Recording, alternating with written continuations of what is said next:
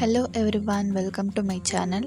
ಇವತ್ತು ನಾನು ಓಲ್ಡ್ ಸ್ಯಾರಿನ ಯೂಸ್ ಮಾಡಿಕೊಂಡು ಈಸಿ ಮೆಥಡ್ನಲ್ಲಿ key hole neck gown cutting ಮತ್ತು ಸ್ಟಿಚಿಂಗನ್ನು ತೋರಿಸ್ಕೊಡ್ತಾ ಇದ್ದೀನಿ. ನಿಮಗೆ ಈ ವಿಡಿಯೋ ಇಷ್ಟ ಆದರೆ ಪ್ಲೀಸ್ ಲೈಕ್ ಮಾಡಿ ಮತ್ತು ಸಬ್ಸ್ಕ್ರೈಬ್ ಮಾಡಿ. ಹಾಗೆ ಪಕ್ಕದಲ್ಲೇ ಇರುವಂತಹ ಬೆಲ್ ಐಕಾನನ್ನು ಪ್ರೆಸ್ ಮಾಡಿ. ಇದರಿಂದ ನಾನು ಮುಂದೆ ಮಾಡುವಂತಹ ವಿಡಿಯೋದ ನೋಟಿಫಿಕೇಷನ್ ನಿಮಗೆ ಬರುತ್ತೆ. ಇಲ್ಲಿ ನಾನು 4 ಮೀಟರ್ ಸ್ಯಾರಿ ಮಾತ್ರ ಯೂಸ್ ಮಾಡ್ಕೊಳ್ತಾ ಇರೋದು. 4 ಮೀಟರ್ ಸ್ಯಾರಿಲಿ ಹೇಗೆ ಗೌನ್ ಕಟ್ಟಿಂಗ್ ಮತ್ತು ಸ್ಟಿಚಿಂಗ್ ಮಾಡ್ತು ಅಂತ ನಾನು ಸ್ಟೆಪ್ ಬೈ ಸ್ಟೆಪ್ ಆಗಿ ತಿಳಿಸ್ಕೊಡ್ತೀನಿ. ಇಲ್ಲಿ ನಾನು ಇದಕ್ಕೆ 3 ಮೀಟರ್ ಲೈನಿಂಗನ್ನು ತಗೊಂಡಿದ್ದೀನಿ. ಈ ರೀತಿ ಟಾಪ್ ಪಾರ್ಟ್ ಕಟ್ಟಿಂಗಿಗೆ ಲೈನಿಂಗ್ ಈ ರೀತಿ 2 ಫೋಲ್ಡ್ ಆಗಿದೆ. ಇದನ್ನು ಮತ್ತೆ ಈ ರೀತಿ ಫೋಲ್ಡ್ ಮಾಡ್ಕೋಬೇಕು. ನಿಮ್ಮದು ಚೆಸ್ಟ್ ಸೈಜ್ ಎಷ್ಟಿದೆ ಅಂತ ನೋಡಿಕೊಂಡು ಅದಕ್ಕೆ 2 ಇಂಚ್ ಸ್ಟಿಚಿಂಗ್ ಮಾರ್ಜಿನ್ ಆ್ಯಡ್ ಮಾಡಿ ಈ ರೀತಿ ಕಟ್ಟಿಂಗ್ ಮಾಡ್ಕೊಳ್ಬೇಕು. ಈ ಫ್ಯಾಬ್ರಿಕ್ನ ಈ ರೀತಿ 4 ಲೇಯರ್ಸ್ ಆಗಿ ಫೋಲ್ಡ್ ಮಾಡ್ಕೊಂಡಿದ್ದೀನಿ. ಈ ಕಡೆ ಓಪನ್ ಸೈಡ್ ಮತ್ತು ಈ ಕಡೆ ಫೋಲ್ಡೆಡ್ ಸೈಡ್. ಟಾಪ್ ಪಾರ್ಟ್ದು ರೆಡಿ ಲೆಂತ್ 14 ಇಂಚ್. ಅದಕ್ಕೆ ನಾನು 1 ಇಂಚ್ ಸ್ಟಿಚಿಂಗ್ ಮಾರ್ಜಿನನ್ನು ಆ್ಯಡ್ ಮಾಡ್ತಾ ಇದ್ದೀನಿ. ಟೋಟಲ್ 15 ಇಂಚಿಗೆ ಮಾರ್ಕ್ ಮಾಡಿ ಈ ರೀತಿ ಎಕ್ಸ್ಟ್ರಾ ಫ್ಯಾಬ್ರಿಕ್ನ ಕಟ್ ಮಾಡಿ ತಗೊಳ್ಬೇಕು. ಶೋಲ್ಡರ್ ನಾನು 6.5 ಇಂಚಿಗೆ ಮಾರ್ಕ್ ಮಾಡ್ತಾ ಇದ್ದೀನಿ. ಹಾಗೆ ಆರ್ಮೋಲ್ ಕೂಡ ನಾನು 6.5 ಇಂಚಿಗೆ ಮಾರ್ಕ್ ಮಾಡ್ತಾ ಇದ್ದೀನಿ. ಇವೆರಡು ಪಾಯಿಂಟ್ಸ್ನ ಕೂಡ ಈ ರೀತಿ ಜಾಯಿಂಟ್ ಮಾಡ್ಕೊಳ್ಬೇಕು. ಇವಾಗ ನಾನು ಚೆಸ್ಟ್ ಮಾರ್ಕಿಂಗ್ ಮಾಡ್ತಾ ಇದ್ದೀನಿ. ಈ ಡ್ರೆಸ್ದು ಚೆಸ್ಟ್ ಸೈಜ್ 34 ಇಂಚ್. 34ದ 4th part 8.5 inch plus 2 inch stitching ಮಾರ್ಜಿನನ್ನು ಆ್ಯಡ್ ಮಾಡಬೇಕು. ಟೋಟಲ್ 10.5 ಇಂಚಿಗೆ ಮಾರ್ಕ್ ಮಾಡಿದೆ. Waist round 28 inch. 28ದ 4th ಪಾರ್ಟ್ 7 ಇಂಚ್. 7 ಇಂಚಿಗೆ ಮಾರ್ಕ್ ಮಾಡಿದ್ದೀನಿ. ಉಳಿದಿರುವಂಥ ಫ್ಯಾಬ್ರಿಕ್ನ ನಾನು ಮಾರ್ಜಿನ್ ಆಗಿ ತಗೊಳ್ತಾ ಇದ್ದೀನಿ, ಯಾಕಂದರೆ ಟಕ್ಸ್ ಸ್ಟಿಚಿಂಗ್ ಮಾಡೋದ್ರಿಂದ. ನೆಕ್ ವಿಡ್ತ್ ನಾನು 3 ಇಂಚಿಗೆ ಮಾರ್ಕ್ ಮಾಡ್ತಾ ಇದ್ದೀನಿ. ಇಲ್ಲಿ ಮೇಲುಗಡೆ ಶೋಲ್ಡರಲ್ಲಿ 1/2 ಇಂಚಿಗೆ ಮಾರ್ಕ್ ಮಾಡಿ ಈ ರೀತಿ ಶೋಲ್ಡರ್ ಡೌನ್ ಮಾಡ್ಕೊಳ್ಬೇಕು.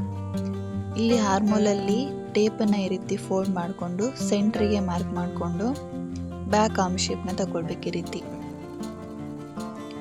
ಮತ್ತು 1/2 ಇಂಚ್ ಒಳಗಡೆಯಿಂದ ಈ ರೀತಿ ಫ್ರಂಟ್ ಆರ್ಮ್ ಶೇಪ್ನ ತಗೊಳ್ಬೇಕು. ಇವಾಗ ಬ್ಯಾಕ್ ಆರ್ಮ್ ಶೇಪಿಂದ ಎಕ್ಸ್ಟ್ರಾ ಫ್ಯಾಬ್ರಿಕ್ನ ಕಟ್ ಮಾಡಿ ತಗೊಂಡಿದ್ದೀನಿ. ಇಲ್ಲಿ ನಾನು ಟಕ್ಸ್ಗೆ 3.5 ಇಂಚಿಗೆ ಮಾರ್ಕ್ ಮಾಡಿದೆ ಮತ್ತು ಟಕ್ಸ್ ಲೆಂತ್ 5 ಇಂಚಿಗೆ ಮಾರ್ಕ್ ಮಾಡ್ತಾ ಇದ್ದೀನಿ. ಆ ಕಡೆ ಈ ಕಡೆ ಎರಡೂ ಸೈಡು ಕೂಡ 1/2 ಇಂಚಿಗೆ ಮಾರ್ಕ್ ಮಾಡಿಕೊಂಡು ಈ ರೀತಿ ಕ್ರಾಸ್ ಆಗಿ ಶೇಪನ್ನು ತಗೊಳ್ಬೇಕು. ಇವಾಗ ನಾನು ಮಾರ್ಕ್ ಮಾಡಿದ್ದು ಗೊತ್ತಾಗಲಿ ಅಂತ ಸಣ್ಣ ಸಣ್ಣದಾಗಿ ಈ ರೀತಿ ನಾಚಸನ್ನು ಹಾಕ್ಕೊಳ್ತಾ ಇದ್ದೀನಿ ನೆಕ್ ವಿಡ್ತ್ ಮತ್ತು ಟಕ್ಸ್ಗೆ. ಇವಾಗ ಫ್ಯಾಬ್ರಿಕ್ನ ಓಪನ್ ಮಾಡಿಕೊಂಡು ಶೋಲ್ಡರಲ್ಲಿ ಜಾಯಿಂಟ್ ಇದೆ ಅಲ್ಲ, ಅದನ್ನು ಕಟ್ಟಿಂಗ್ ಮಾಡಿಕೊಂಡೆ. ಇವಾಗ ಫ್ರಂಟ್ ಪಾರ್ಟ್ ಮತ್ತು ಬ್ಯಾಕ್ ಪಾರ್ಟ್ ಎರಡನ್ನೂ ಕೂಡ ಈ ರೀತಿ ಸಪ್ರೇಟ್ ಮಾಡಿ ಇಟ್ಕೊಂಡಿದ್ದೀನಿ. ಇಲ್ಲಿ ನಾನು ಫ್ರಂಟ್ ನೆಕ್ ಡೀಪ್ 5.5 ಇಂಚಿಗೆ ಮಾರ್ಕ್ ಮಾಡಿ ಈ ರೀತಿ ಸಿಂಪಲ್ ಆಗಿ ರೌಂಡ್ ಶೇಪನ್ನು ಕೊಡ್ತಾ ಇದ್ದೀನಿ. ಹಾಗೆ ಇಲ್ಲಿ ಬ್ಯಾಕ್ ನೆಕ್ ಡೀಪ್ ನಾನು 8 ಇಂಚಿಗೆ ಮಾರ್ಕ್ ಮಾಡ್ತಾ ಇದ್ದೀನಿ. ಈ ರೀತಿ ಸ್ಟ್ರೈಟ್ ಆಗಿ ಲೈನ್ ಹಾಕೊಂಡು ರೌಂಡ್ ಶೇಪ್ನ ಕೊಡ್ತಾ ಇದ್ದೀನಿ. ಇವಾಗ ಫ್ರಂಟ್ ಆರ್ಮ್ ಶೇಪ್ ಮತ್ತು ಫ್ರಂಟ್ ನೆಕ್ನ ಕಟಿಂಗ್ ಮಾಡ್ಕೊಳ್ಬೇಕು. ಇಲ್ಲಿ ನಾನು ಬ್ಯಾಕ್ ನೆಕ್ನ ಕೂಡ ಕಟಿಂಗ್ ಮಾಡ್ಕೊಳ್ತಾ ಇದ್ದೀನಿ. ಇವಾಗ ಎಲ್ಲ ಟಕ್ಸ್ ಪಾಯಿಂಟ್ನು ಕೂಡ ಈ ರೀತಿ ಮಾರ್ಕಿಂಗ್ ಮಾಡ್ಕೊಳ್ಬೇಕು. ಇವಾಗ ಟಾಪ್ ಪಾರ್ಟ್ ಕಟಿಂಗ್ ಮತ್ತು ಸ್ಟಿಚಿಂಗ್ ಕಂಪ್ಲೀಟ್ ಆಯಿತು. ಕೀ ಹೋಲ್ ನೆಕ್ ಕಟಿಂಗ್ ಮತ್ತು ಸ್ಟಿಚಿಂಗ್ ಹೇಗೆ ಮಾಡೋದು ಅಂತ ಮುಂದೆ ವಿಡಿಯೋದಲ್ಲಿ ತೋರಿಸ್ಕೊಡ್ತೀನಿ. ಈ 4 ಮೀಟರ್ ಸ್ಯಾರಿಯಲ್ಲಿ ನಾನು ಪಲ್ಲು ಪಾರ್ಟ್ನ ಸಪ್ರೇಟ್ ಮಾಡಿ ಕಟಿಂಗ್ ಮಾಡಿಕೊಡ್ತಾ ಇದ್ದೀನಿ.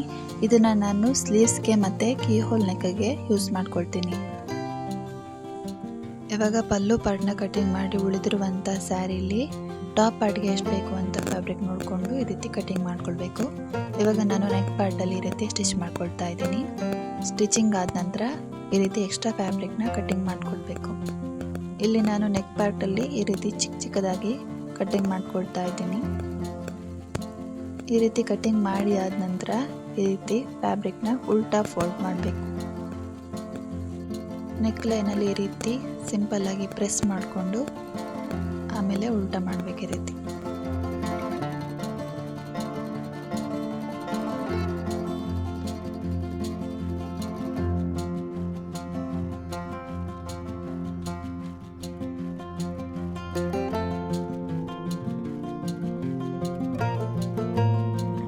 ಇವಾಗ ಈ ರೀತಿ ಸ್ಟಿಚ್ ಮಾಡಿಕೊಂಡು ಎಕ್ಸ್ಟ್ರಾ ಫ್ಯಾಬ್ರಿಕ್ನ ಕಟ್ಟಿಂಗ್ ಮಾಡಿ ತಗೊಳ್ಬೇಕು.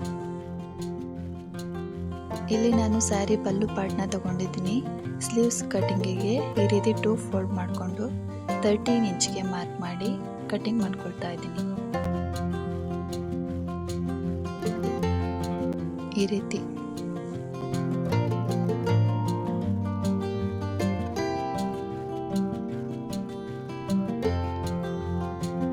ಸ್ಲೀವ್ಸ್ ಕಟ್ಟಿಂಗ್ಗೆ ಫ್ಯಾಬ್ರಿಕ್ನ ಸಪ್ರೇಟ್ ಮಾಡಿ ಆಗಿದೆ. ಇವಾಗ ಕೀ ಹೋಲ್ ನೆಕ್ಗೆ ರಿಮೈನಿಂಗ್ ಫ್ಯಾಬ್ರಿಕ್ನ ನಾನು ಕಟ್ಟಿಂಗ್ ಮಾಡ್ಕೊಳ್ತಾ ಇದ್ದೀನಿ.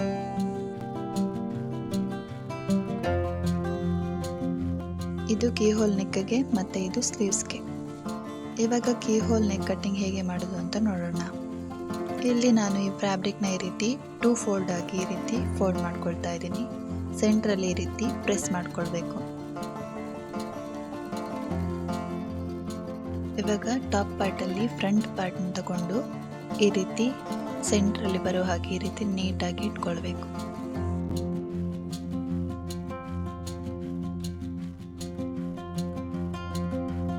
ಇಲ್ಲಿ ಫ್ರಂಟ್ ನೆಕ್ ಟಿಪ್ 5.5 ಇಂಚಿಗೆ ಮಾರ್ಕ್ ಮಾಡಿದ್ವಲ್ಲ, ಅಲ್ಲಿ ಮಾರ್ಕ್ ಮಾಡ್ಕೊಳ್ಬೇಕು ಈ ರೀತಿ. ಅದೇ ಸ್ಟ್ರೈಟಿಗೆ ಈ ಕಡೆ ಹಾರ್ಮೋಲ್ ಹತ್ರನೂ ಕೂಡ ಮಾರ್ಕ್ ಮಾಡ್ಕೊಳ್ಬೇಕು. ಇವಾಗ ನೆಕ್ ಬಿಡ್ತ ಹತ್ರ ಈ ರೀತಿ 1/4 ಇಂಚು ಸ್ಟಿಚಿಂಗಿಗೆ ಕ್ಯಾಪ್ ಬಿಟ್ಟು 1/4 ಇಂಚ್ಗೆ ಈ ರೀತಿ ಮಾರ್ಕ್ ಮಾಡ್ಕೊಳ್ಬೇಕು. ಆರ್ಮೋಲ್ ಹತ್ರ ಸೇಮ್ ಆ್ಯಸ್ ಇಟ್ ಈಸ್ ಹೇಗಿದೆಯೋ ಅದೇ ರೀತಿ ಮಾರ್ಕ್ ಮಾಡ್ಕೊಳ್ಬೇಕು ಈ ರೀತಿ. ಇಲ್ಲಿ ಕೀ ಹೋಲ್ ನೆಕ್ಗೆ ಫ್ರಂಟ್ ಡೀಪ್ ನಾನು 3.5 ಇಂಚಿಗೆ ಮಾರ್ಕ್ ಮಾಡ್ಕೊಳ್ತಾ ಇದ್ದೀನಿ. ಈ ರೀತಿ ಮಾರ್ಕ್ ಮಾಡಿಕೊಂಡು ರೌಂಡ್ ಶೇಪನ್ನು ಕೊಡ್ತಾ ಇದ್ದೀನಿ ಈ ರೀತಿ. ಇವಾಗ ಟಾಪ್ ಪಾರ್ಟ್ನ ಸೈಡಲ್ಲಿ ಇಟ್ಕೊಂಡು ಇಲ್ಲಿಂದ ಸ್ಟ್ರೈಟ್ ಆಗಿ ಈ ರೀತಿ ಲೈನ್ ಹಾಕ್ಕೊಳ್ತಾ ಇದ್ದೀನಿ. ಇವಾಗ ಇಲ್ಲಿ ಕೆಳಗಿಂದ ಇಲ್ಲಿ 1 ಇಂಚಿಗೆ ಈ ರೀತಿ ಮಾರ್ಕ್ ಮಾಡಿಕೊಂಡು ಕ್ರಾಸ್ ಆಗಿ ಶೇಪ್ ತಗೊಳ್ಬೇಕು. ಈ ಥರ. ಇವಾಗ ನಾವು ಕ್ರಾಸ್ ಆಗಿ ಶೇಪ್ ತೆಗೆದಿದ್ವಲ್ಲ ಅದರ ಮೇಲೆ ಈ ರೀತಿ ಕಟಿಂಗ್ ಮಾಡ್ಕೊಳ್ಬೇಕು. ಹಾಗೆ ಎಕ್ಸ್ಟ್ರಾ ಫ್ಯಾಬ್ರಿಕ್ನೆಲ್ಲ ಕಟ್ ಮಾಡಿ ತಗೊಳ್ಬೇಕು ಈ ರೀತಿ.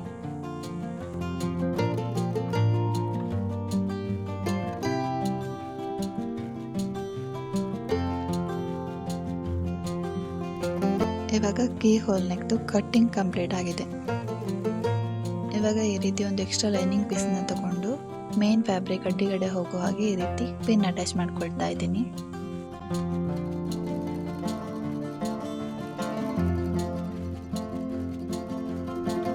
ಇವಾಗ ನೆಕ್ ಪಾರ್ಟ್ ಮತ್ತೆ ಕೆಳಗಡೆ ಕ್ರಾಸ್ ಆಗಿ ಶೇಪ್ ತೆಗೆದಿದ್ವಲ್ಲ ಅಲ್ಲಿ ಮಾತ್ರ ಸ್ಟಿಚ್ ಹಾಕೊಳ್ಬೇಕು ಈ ರೀತಿ.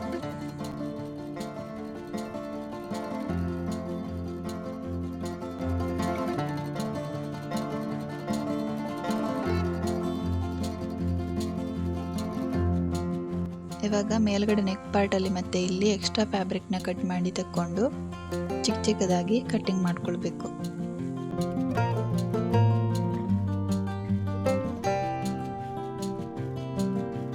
ಈ ಥರ.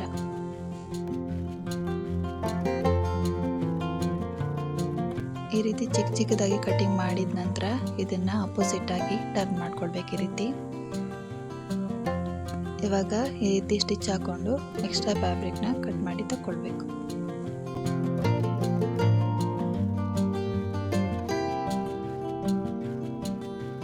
ಇವಾಗ ಸ್ಟಿಚಿಂಗ್ ಕಂಪ್ಲೀಟ್ ಆಗಿದೆ. ಇವಾಗ ಇದನ್ನ ಈ ರೀತಿ ಇಟ್ಕೊಂಡು ನೀಟಾಗಿ ಸ್ಟಿಚ್ ಹಾಕೊಳ್ಬೇಕು.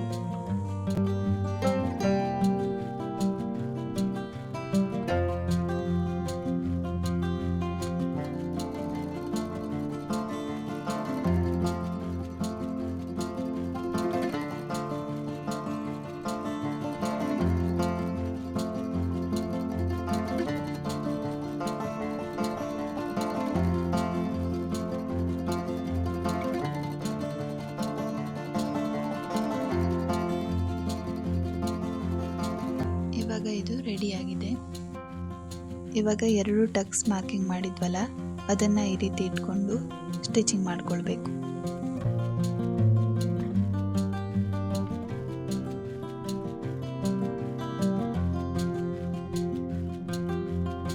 ಇವಾಗ ಕಂಪ್ಲೀಟ್ ಟಾಪ್ ಪಾರ್ಟ್ ರೆಡಿ ಆಗಿದೆ.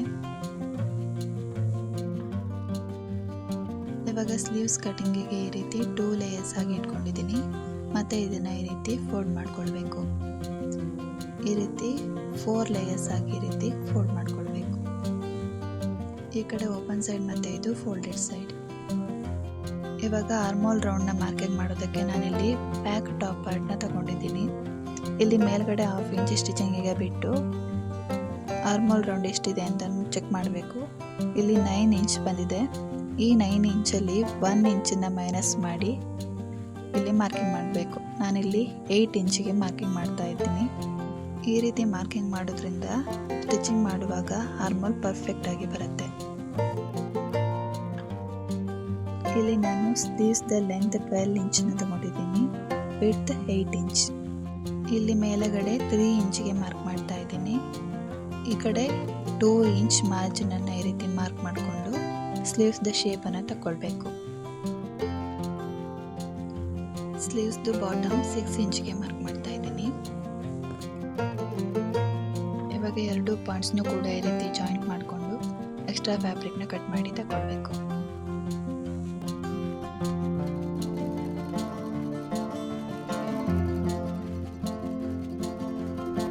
ಇವಾಗ 2 ಸ್ಲೀವ್ಸ್ನು ಕೂಡ ಈ ರೀತಿ ಸಪ್ರೇಟ್ ಮಾಡಿಕೊಂಡು ಫ್ರಂಟ್ ಆರ್ಮ್ ಶೇಪ್ನ ತೆಗಿತಾ ಇದ್ದೀನಿ.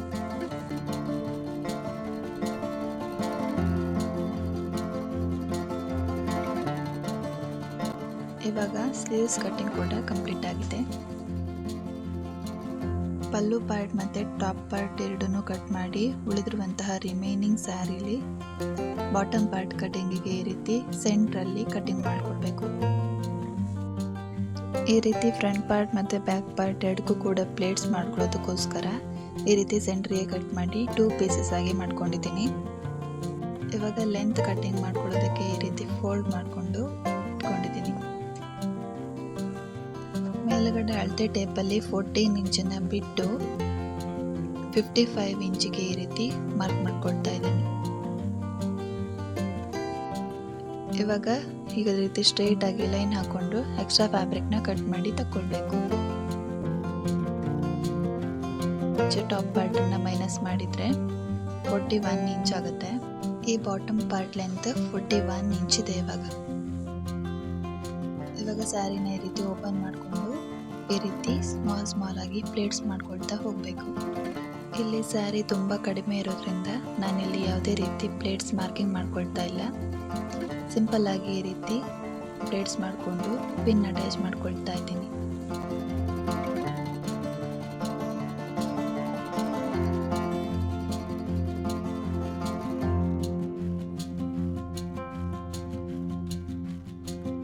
ಸೇಮ್ ಇದೇ ಮೆಥಡಲ್ಲಿ ಎಲ್ಲ ಪ್ಲೇಟ್ಸ್ನು ಕೂಡ ಈ ರೀತಿ ಪಿನ್ ಮಾಡ್ಕೊಳ್ತಾ ಇದ್ದೀನಿ.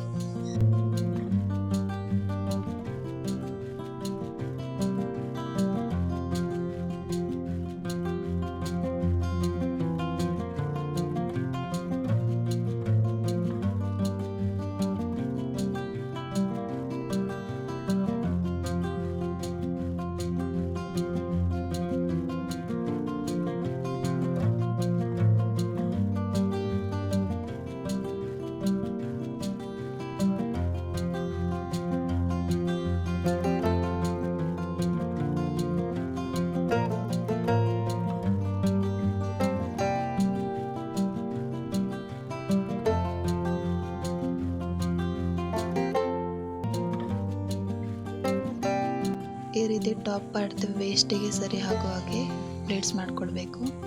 ಬ್ಯಾಕ್ ಪಾರ್ಟ್ಗೂ ಕೂಡ ನಾನು ಇದೇ ರೀತಿ ಪ್ಲೇಟ್ಸ್ ಮಾಡಿ ಇಟ್ಕೊಂಡಿದ್ದೀನಿ. ಇವಾಗ ಬಾಟಮ್ ಪಾರ್ಟ್ ಲೈನಿಂಗ್ ಲೆಂತ್ ನಾನು 39 ಇಂಚ್ ತಗೊಂಡಿದ್ದೀನಿ. ಇದನ್ನು ಈ ರೀತಿ 4 ಲೇಯರ್ಸ್ ಆಗಿ ಇಟ್ಕೊಂಡಿದ್ದೀನಿ.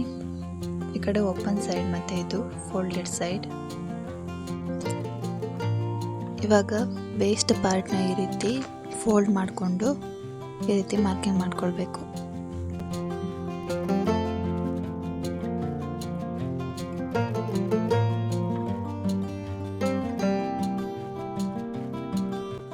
ಇವಾಗ ಲೈನಿಂಗ್ ಕಟಿಂಗ್ ಕಂಪ್ಲೀಟ್ ಆಗಿದೆ.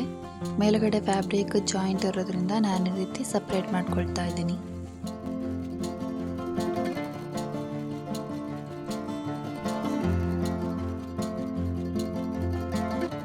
ಕೆಳಗಡೆ ಈ ರೀತಿ ಡಬಲ್ ಫೋಲ್ಡ್ ಮಾಡಿಕೊಂಡು ಸ್ಟಿಚ್ ಹಾಕ್ಕೊಳ್ಬೇಕು. ಸ್ಟಿಚ್ ಆಗಿದ ನಂತರ ಲೈನಿಂಗ್ ಫ್ಯಾಬ್ರಿಕ್ ಮೇಲೆ ಈ ಪ್ಲೇಟ್ಸ್ ಪಾರ್ಟ್ನ ಈ ರೀತಿ ಇಟ್ಕೊಂಡು ಸ್ಟಿಚ್ ಹಾಕ್ಕೊಳ್ಬೇಕು. ಸ್ಟಿಚ್ ಮಾಡಿ ಆದ ನಂತರ ಟಾಪ್ ಪಾರ್ಟ್ ಮತ್ತು ಬಾಟಮ್ ಪಾರ್ಟ್ ಎರಡನ್ನೂ ಕೂಡ ಈ ರೀತಿ ಜಾಯಿಂಟ್ ಮಾಡ್ಕೊಳ್ಬೇಕು.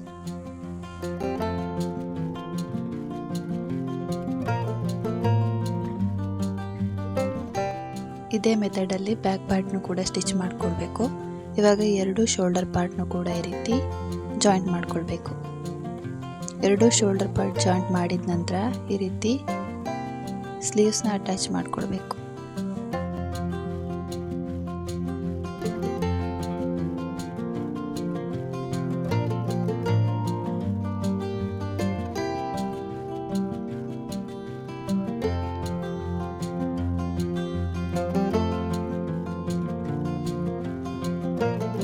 ಸ್ಲೀವ್ಸ್ ಎಲ್ಲ ಸ್ಟಿಚ್ ಮಾಡಿದ ನಂತರ ಇವಾಗ ಫಿಟ್ಟಿಂಗ್ ಮಾರ್ಜಿನ್ ಮೇಲೆ ಈ ರೀತಿ ಸ್ಟಿಚ್ ಹಾಕ್ಕೊಳ್ಬೇಕು. ಇವಾಗ ಲೈನಿಂಗ್ ಫ್ಯಾಬ್ರಿಕ್ನ ಆ ಕಡೆ ಸೇರಿಸ್ಕೊಂಡು ಮೇನ್ ಫ್ಯಾಬ್ರಿಕ್ನ ಮಾತ್ರ ಈ ರೀತಿ ಸ್ಟಿಚ್ ಹಾಕ್ಕೊಳ್ಬೇಕು.